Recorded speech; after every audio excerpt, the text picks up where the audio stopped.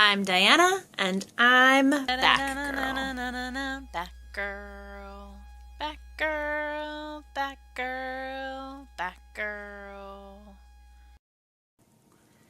Today's video is about coping with degenerative disc disease. And just as a refresher, degenerative disc disease affects the discs in your spine, can cause herniation, rupture, radiating pain down your legs or arms or in your neck or in your back.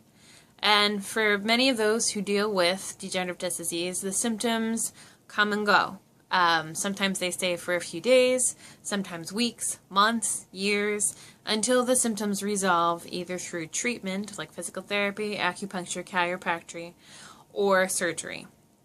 So here are some things that I've used as coping tools for dealing with this kind of disease. I've had it since I was 14, and I think having it from such a young age has caused me to have some pretty peculiar ways of dealing with the disease itself. Number one of coping, a tool that I've used, is called framing. How you frame how you look at it. My parents were integral in the beginning of how I looked at dealing and working with this disease. And they started it by showing me you can have a sense of humor.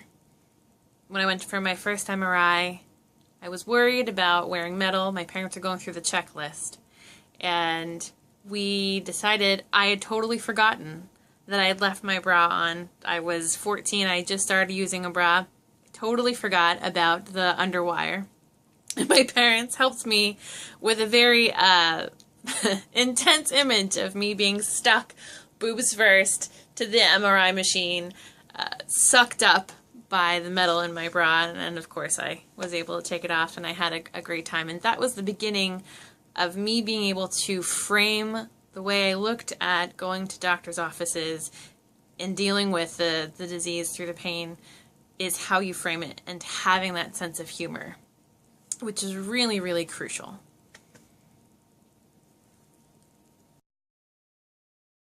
I named my spine. I was 16 and I was looking at an MRI of my spine, and I was thinking it looked a lot like a caterpillar.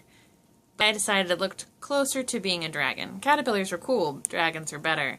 And I felt that naming it the dragon, because sometimes dragons are sleeping dragons and sometimes they're awake and fierce, I felt that naming it the dragon was very fitting for the nature of how my spine reacts.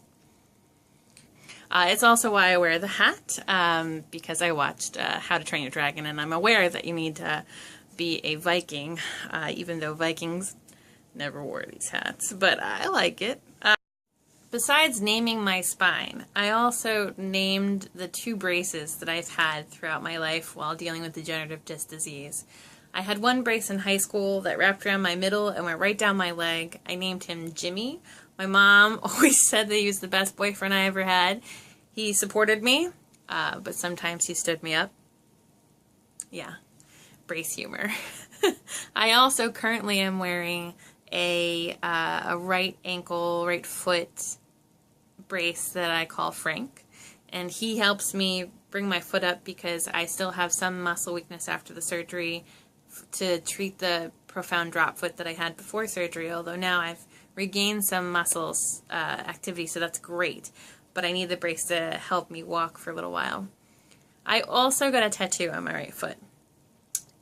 My last surgery in 2010 when I was 26, I've always had some sensation issues on my right leg for about 10 years from the degenerative disc disease. In fact, all of my surgeries were because I had some sort of crazy muscle weakness or sensation loss, most times both at the same time. And so I've had a lot of issues with my right leg sensation-wise and muscle strength. So after the last surgery before the fusion, I still had some sensation issues, so I went ahead and got a tattoo on my foot, most painful place. I couldn't feel it, which is cheating, but it was the one time I could use my disease to my advantage. Aha! So I did it. I remember one of my doctors, she was recounting an anecdote of a patient, a female patient, who had a giant crush on another doctor in the same department, and she tried to make her appointments so that she would always get him as her pain management doctor. And then one day, she got my doctor. It was a female doctor, and my doctor was, going around the back and like helping put the steroids and the injections in, and she realized that the lady had a lot of really fancy, sexy, like lacy underwear. And my doctor said she appreciated the effort, but realized that the patient had been dressing up for the other doctor.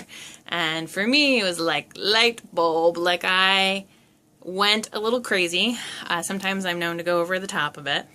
And I have a giant collection of obnoxious, like ridiculous underwear that I wear to doctors now.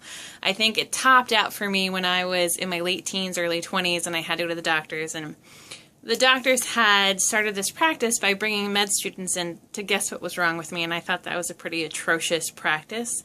So I bought a bra and some panties, which I hate that word, so I'm just going to call it underwear from now on.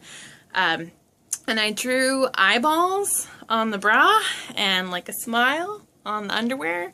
And so that way everyone was as uncomfortable as I was when I took my clothes off. Surprise! My boobs are staring at you.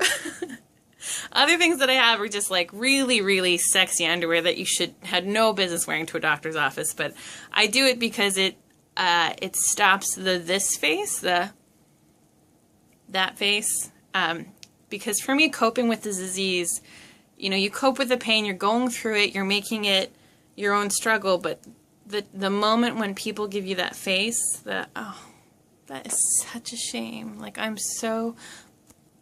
so young, drives me up the wall. And it's not, it's not their fault. They absolutely have every right to be sad and to worry for me, but I hate that face, and so wearing the obnoxious underwear and having a sense of humor is the way that I disarm people from feeling bad, to show them that I'm okay. I'm obviously not sane, but I'm okay. I'm trying to keep positive and keeping as positive as possible, and for me, I need a lot of external reminders to keep that positivity up.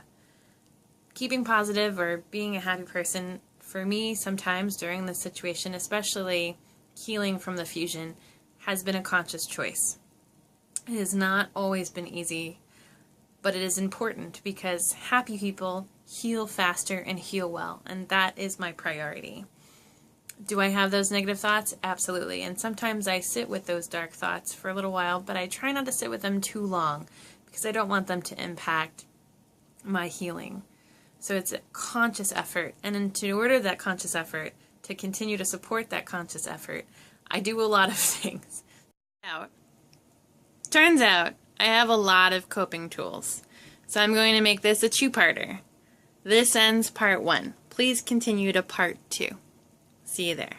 With the hat. Yes.